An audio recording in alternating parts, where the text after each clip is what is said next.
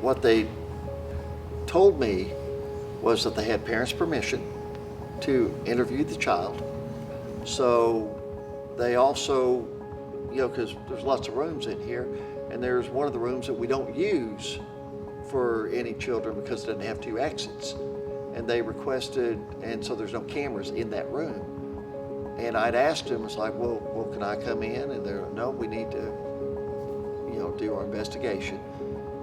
But they requested a room. I remember she asked, she said, do you have a room that doesn't have cameras? I thought it was unusual that they were interviewing a 2-year-old because I talked to 2-year-olds, and I don't know what they hoped what kind of information they hoped to gain.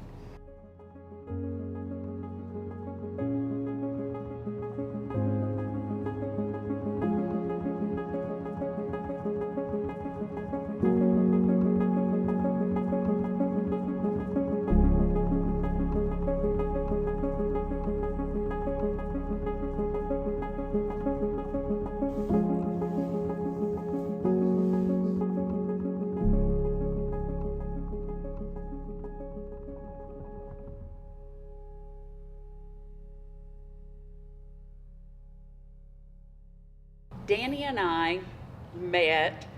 My daughter and my son-in-law talked me into getting on the internet after I'd been divorced. And they said, why don't you try there's a Christian mingle. And I'm like, oh, I don't know if I can do that because. And he said, my son-in-law goes, I'll help you get it set up. I saw Danny and I said hi, and I think he had tried to contact me before that, but I'd kind of given up, like, oh, this isn't for me. And so I finally responded, and we talked for the first time February 17th, and then by April, he had asked me to marry him, and by June 19th, we were married. And it was the craziest thing that's ever happened, and my kids just couldn't believe it. And we all know that testimonies are what shows others where we've come from and how far we've gone and how much God has done for us.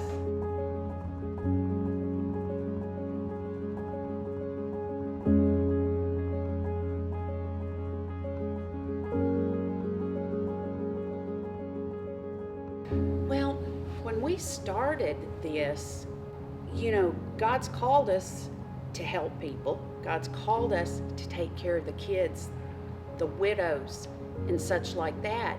And our heart was to teach kids and show the kids who they are so that they can do those things. Because, some of these people don't walk with Jesus every day, and that's just fine. But these little ones, they are the ones who are going to be our next generation. They're our legacy.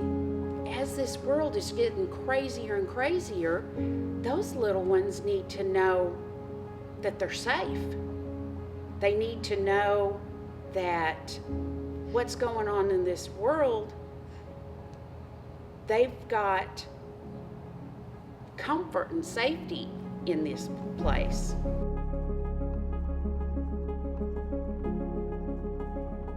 Yes, we let DHS come in so that we could help more families. That's the only reason we even got with DHS to begin with, because the lady that had been the director, she had the credentials. She said, we can help more families if we do the DHS. And we were like, okay, if we can help more kids that way, then let's do it that way, because it is hard to pay for childcare nowadays. It's expensive.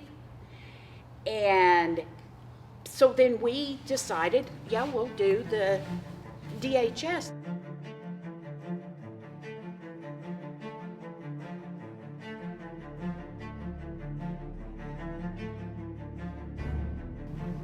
But what DHS started to do was every time they would do something like it was so disrespectful, not just to the teachers, but it was disrespectful to the parents and the community here.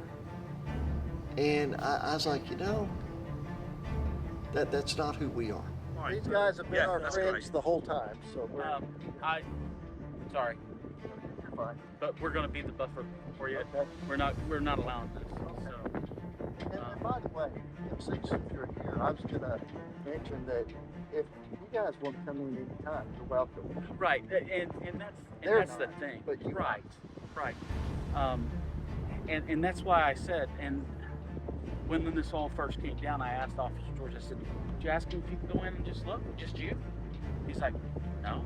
I was like, "Guarantee he would have let you." Right, exactly. So I mean, I understand until there's like stuff from a judge and everything like that, we're not getting involved, and we're not going to allow it to happen. Thank you.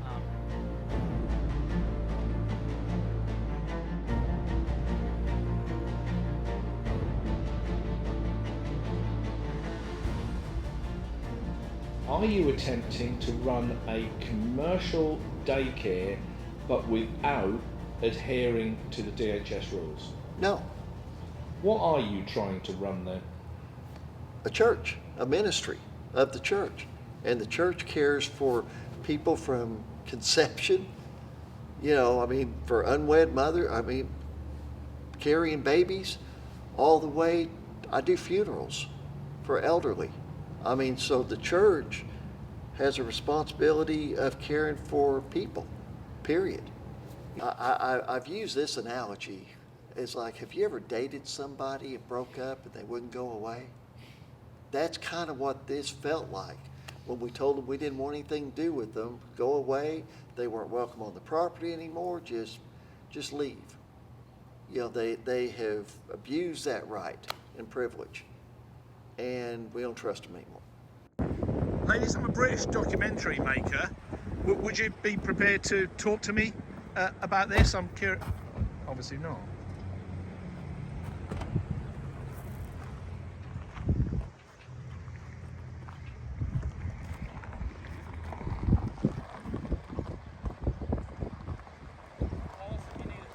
Thank you, appreciate it. That was insane. So we've been to see Pastor Danny, and people, oh, they're here. People are saying, what? Danny goes flying outside. I go with him, and the police are outside, and so are two agents of the DHS, two young ladies in a white car. They're outside, and I'm trying to figure out what's going on. So they've brought the police with them. They've called the police because they think there's going to be like what we call in the UK a breach of the peace, trying to get in the place. But then the police are saying, do you want these people thrown off the premises because they're trespassing? So Danny has said, yeah, and of course it's enshrined in the Constitution. It's a church, so it's they're free to do their thing. So that is just nuts. I was actually there when the DHS and the police, so was Ray from the Tribune, I was actually there when the DHS and the police turned up. What on earth? Why don't they just leave him alone and let him do his thing? We'll give them a chance to tell us why. The DHS called the police to try and get into the premises, which they had no paperwork to shut it down or whatever, and then the police ended up throwing them off the premises. I've got no idea. That's insane. I got phone calls from various levels of authority in that organization, and basically I just quit taking their calls. I was like, I told you I'm ending the relationship. Now, go away. I'm tired of walking on eggshells. I'm tired of the scrutiny that they can bring because they don't care where these things come from. They just come in and they do their little thing, and they don't care what it hurts, who it hurts, or how it works. All they want is to come in and have their say-so over everything. And wasn't, doing things according to the way it's supposed to be. That wasn't the problem. The problem is that they have come and made it so difficult to take care of kids that, no, I don't want any of that anymore. I'm tired of that. Things have got to change in the way DHS handles their system. It's proved such a fascinating journey with Danny and Dee and with the church that I have become personally involved. I hope I retain my impartiality as a filmmaker, but you can't help when things become as unusual as this. You can't help but get involved. There's people out there thinking that these vicious rumors are true, and that puts us in a horrible light, and that's not what happens. That's the part that's hard.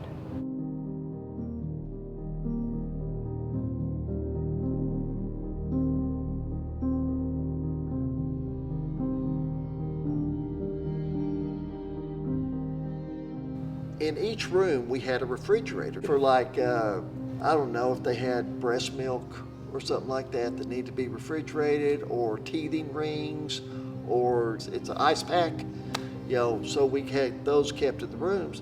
And so the teachers also could keep their lunch in the rooms. For meals, we've got a kitchen that's staffed and a milk fridge and everything, and our milk's delivered every week. And it's rotated and all that kind of stuff. The kitchen person would load the milk on the cart, take it to each individual room to where it'd be handed off to a teacher. So there's two sets of eyes there that should catch anything that's not correct before it goes to a kid. So you have those checks and balances in place. Well, what was happening if you had like a child that didn't drink his milk or something, or maybe a parent picked them up before the meal was served, well, the milk was still brought down, they would put it in one of those refrigerators. So a child didn't actually get the milk served to them, but because it was in the room with out of date, it had the potential of being served to a child. And the DHS felt that this was a major incursion and chose to investigate it. But the incident over the milk that has blown up on social media, I mean, I read the Legacy Childcare were giving the children out-of-date milk. When we actually boil this one down, it amounts to one small carton of milk that was removed from a fridge because it was out of date before it could get to a child. It seems astonishing. And so anytime that, like on that particular incident, when that was addressed, and I found out what had happened, how it would happen, when DHS comes in and gives you their little write-up on, oh, this is what happened and what are you going to do to fix it, I removed every refrigerator out of the rooms. The milk would deliver, and sometimes it would expire before. And see, we keep meticulous records of purchases on this. And we would throw away sometimes a case of milk, which was 25 cartons of milk, because it was out of date, or it would be out of date before the following Monday. If it would expire on a Saturday, but it would be out of date on Monday, it just went to the dumpster. And how many were in any way affected by the allegedly out-of-date single carton of milk? Actually affected? Yeah. None. It was the potential of being affected, from what I understand the issue was.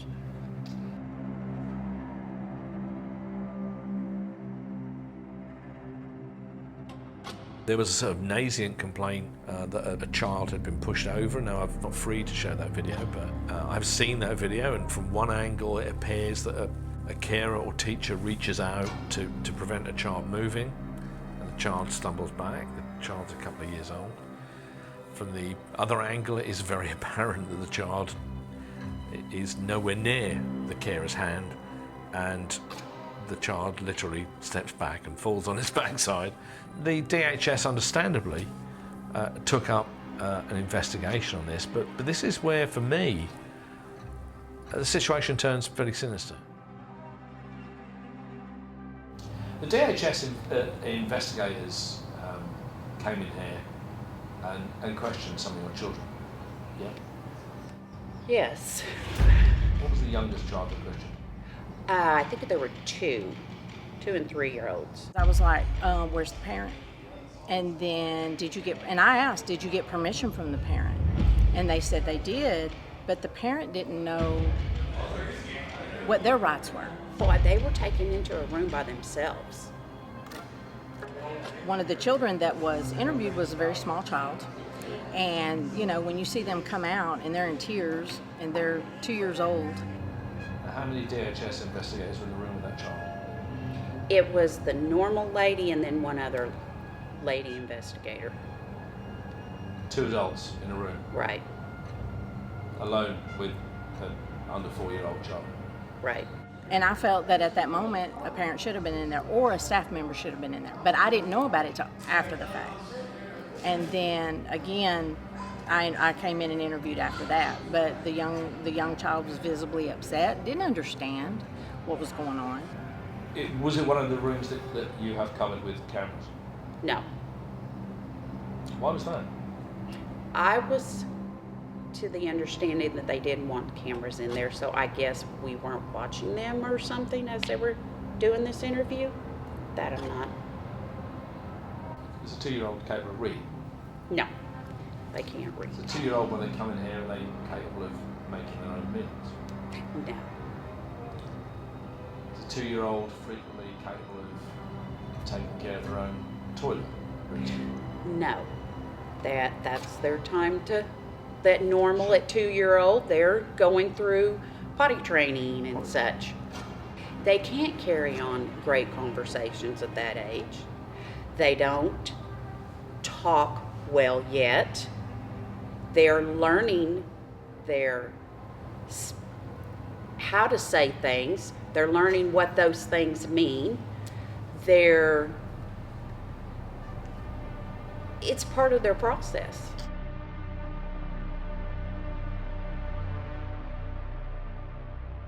But they interviewed me over this situation, and they asked me, they said,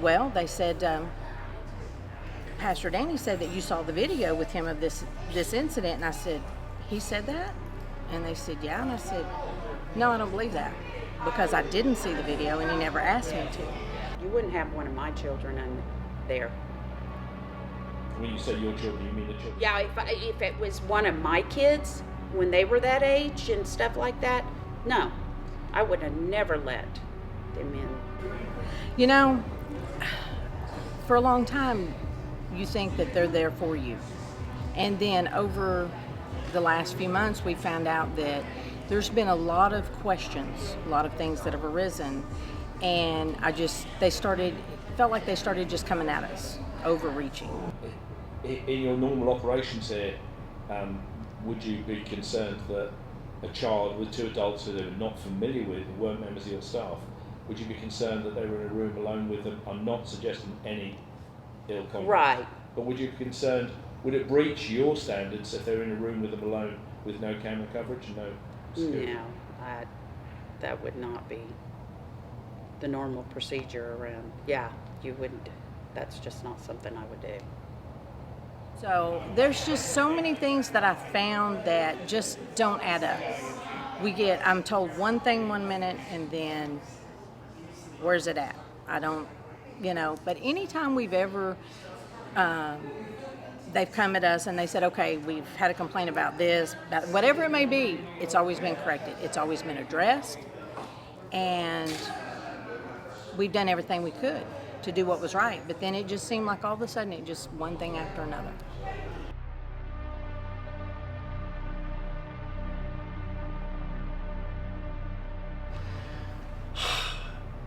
I thought it was unusual that they were interviewing a 2-year-old, because I talked to 2-year-olds, And I don't know what they hope to even, what kind of information they hope to gain from a 2-year-old or a 3-year-old.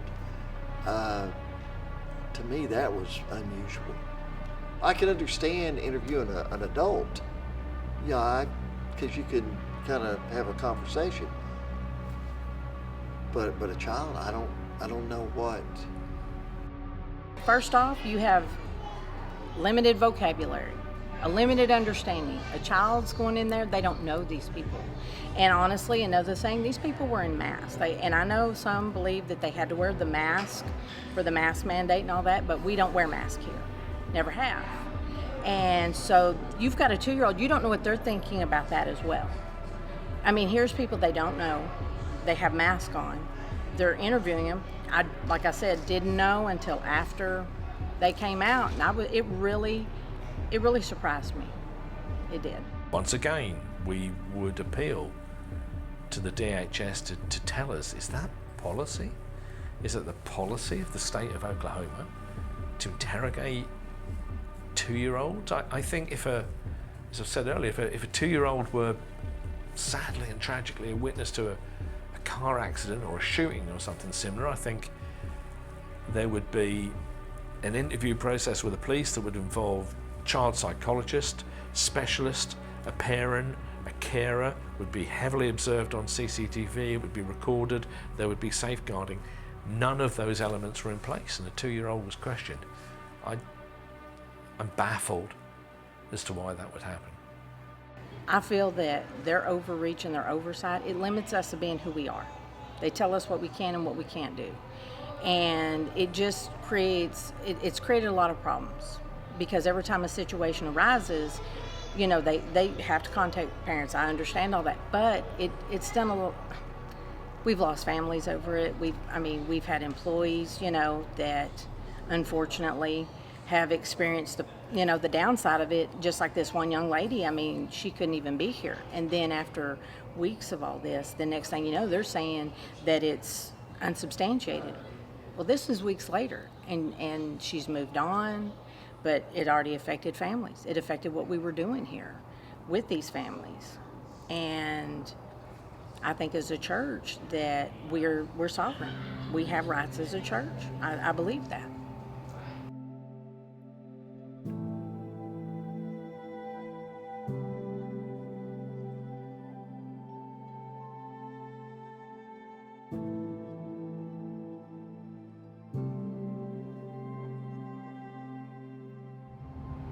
To hear all these accusations knowing that this isn't true, it's hard. It's hard on your nerves. It's hard on thinking what you're doing is right, because there's been moments I'm like, let's just forget this. We're trying, we're losing a battle. But yet we know that taking care of babies is what we're supposed to do. But there's points of it when you're like, I'm done. I'm done of being accused of this stuff. You want to quit, but you know that the purpose is bigger than you want to quit. And you've got to see the kids go through that. Yeah, because, you know, these kids, they run in and they're like happy to be here. If there were bad things going on, these kids wouldn't want to be here. And these kids, we had a parent telling us yesterday that when they get out of the car, they're running up here. And she goes, if there was an issue, my kids would not be running up here. They love being here. They have always been here. So it's a matter of, we're supposed to take care of kids. I know we've been called to take care of kids, but when you've got these kind of things going on, it makes it difficult.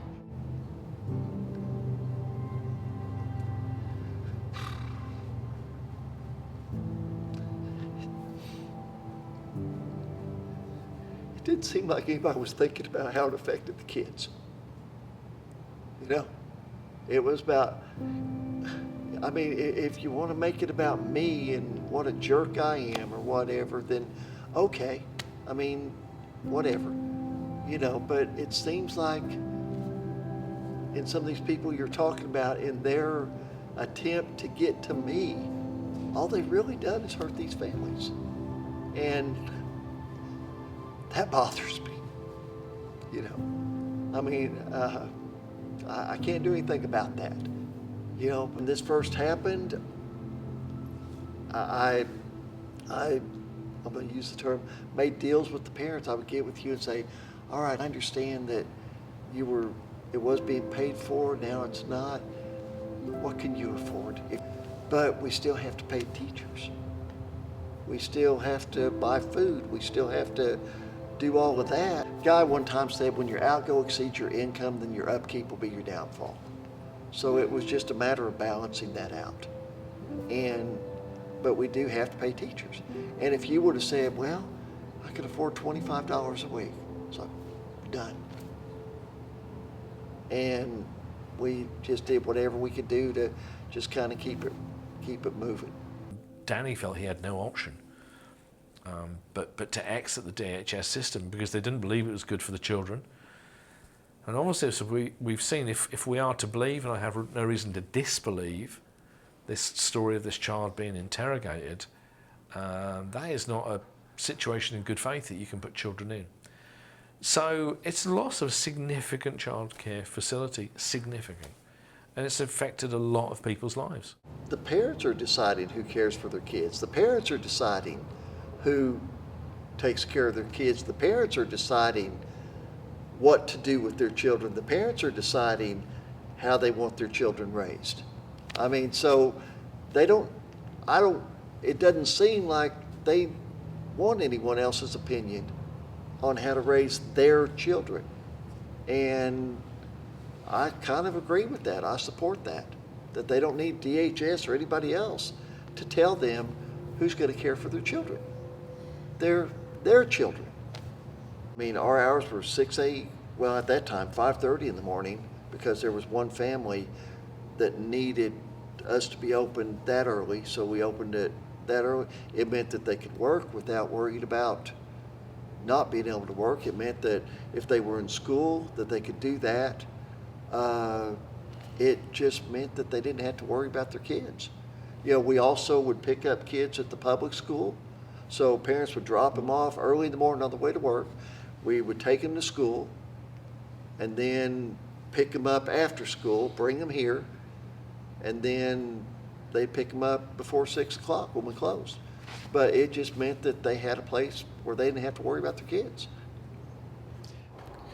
You know, we lost a lot of families, but we also had some that we worked with and that were able to continue. And we've done everything we can to work with them so they can continue, because we are ministry first. We are ministry first. We are providing children with an education. We're providing them with the principles for life to be able to go out and be who God called them to be and created them to be. And so, yeah, did we take a hit? You could say, yep, we did. However, we're not going to give up, and we're not going to stop there. We're going to continue doing what we do. As far as the community, I've heard, like I said, the stories, and I've heard hearsay about what people are saying, but I've also seen a lot of people step up and a lot of people support what we're doing and what's going on. So, yeah, a substantial amount of anger, and I think that's now calmed to a situation of understanding of where Danny and the church are at. I think this is shown particularly by what happened when the police and the DHS turned up. By the time 10-15 minutes elapsed while this debate went on and the DHS were asked by the police to leave, by the time I went back inside at the church, there were perhaps 20 people had arrived.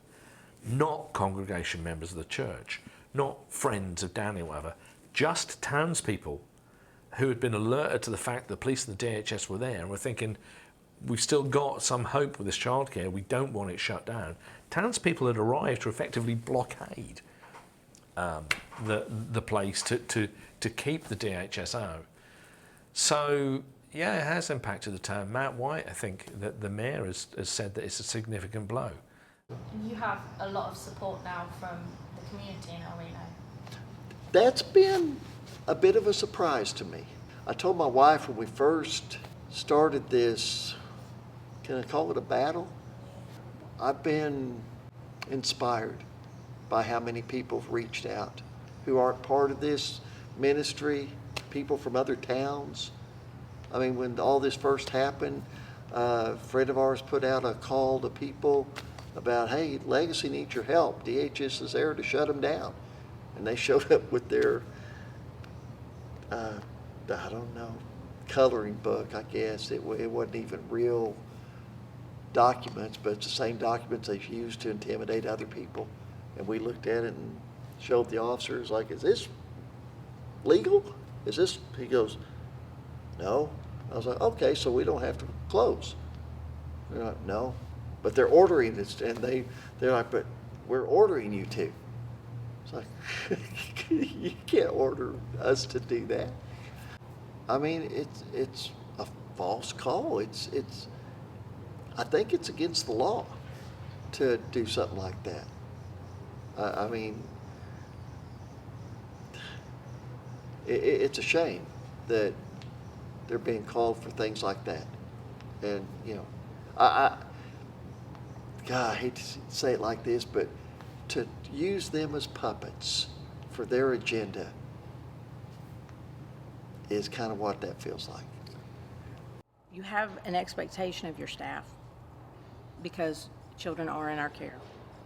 And a lot of these, I've not looked on these allegations because I don't have the social media that they have, but I've heard. But these are also, some of the people I've heard is also people that he's helped. He helped when they came. He gave them a job, or he helped them with an area of something they needed for their family. I've seen him go above and beyond. And then also when it comes to their job or their position, you do have a position here, and you know, we expect you to do that. And then that's where the personality conflicts come in, and that's where he is all about making sure that we do what we're supposed to do. I mean, there's even times he's had to correct me, and I'm like, oh, you know, and it doesn't feel good, but if it's needed, it's needed. If it's necessary, it's necessary. That's what we do here. But we can also do, you know, even with him, people could go to him and say, hey, look, we're having a problem here, we're having a problem there. And he would always listen. He would always sit down.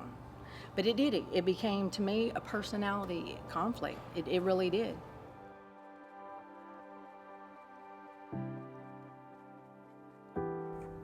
Well, let's see, the last time they showed up on those two ladies that you had requested an interview with that weren't interested, they showed up on the 21st and just kind of a random, brought the police, and we never even actually talked to them.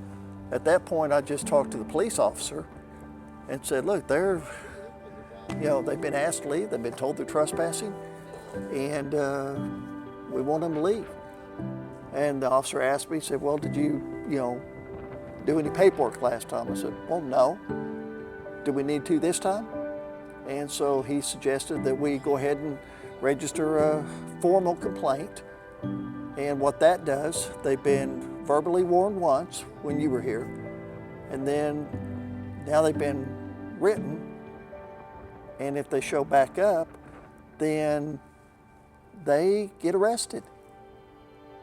I think that there needs to be a change in the overview that they say they have now, because that they really don't. I mean, we're moving for legislation that will change some of the way they do things. Some of their investigative procedures of talking to children without documentation of that, of having, like in America, we have a right to face our accuser. In a legal standpoint, I think that those things should be allowed there too, where it's not so easy for someone to just cause trouble without any accountability.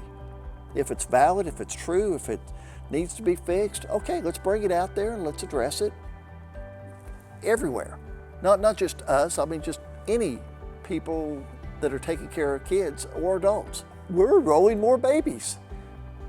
You know, we're enrolling more students. If you look us up, you'll see various different things, and these are fact-based. I mean, they're things that actually happened. That doesn't mean they're true, but they were actually reported. But people can look all that up as a public record, and they're still making up their own mind and enrolling their kids regardless. I mean, if I'm going down in a ball of flames. I mean, people are gonna know that we fought. People are gonna know that we stood, no matter what the outcome is. Even in this, no matter what the outcome ultimately is. Right now, we're enjoying victory and being able to operate the way we always have and the way we believe God intended us to. But this isn't just about us.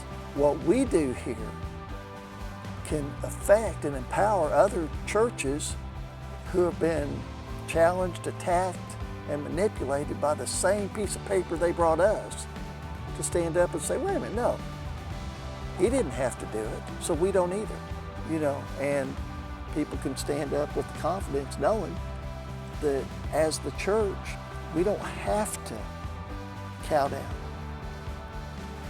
Nothing personal, it's just that we don't have to comply.